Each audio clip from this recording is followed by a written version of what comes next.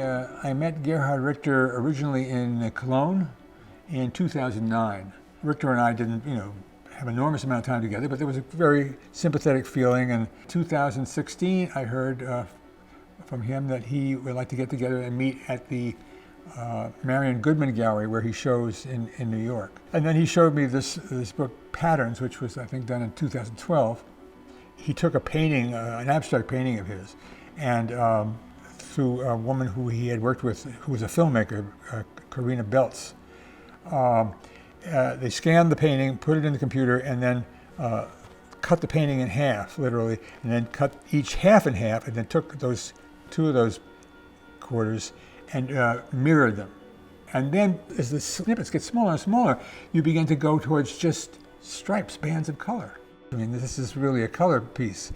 Now, here's where the whole thing begins to come together. The stripes are actually made in the computer with 2 pixels because they're very small things. And as they get broader, it goes to 4 pixels. And gradually you go the other way, and then it goes back to, it actually goes to arch form, it goes all the way to the painting. It goes almost to the painting and then back to the stripes. Now, 2 pixels, 4 pixels, the ending of Runner and Music for Ensemble and Orchestra both end up a 2-note oscillating pattern. And I had thought to myself, before this whole thing with Richter happened, she had kind of like to take that and start with that, just that 2-note, and see where it goes. All right, once you made that change, and you go 4, sorry, you have a 4-note motive. Okay, no problem. And then it comes to an 8-note motive.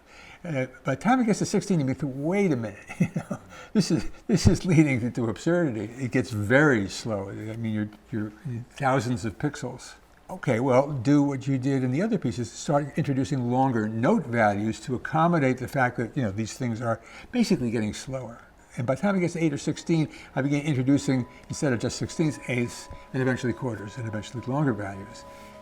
And then as it goes to the slowest thing, then it begins to slowly accelerate back until the film is back to 2 pixels and I'm back to 2 pixels. But that ending is probably the most exciting part of the piece. It's not just, it's kind of 2-note motive on steroids and forte all the way to the end.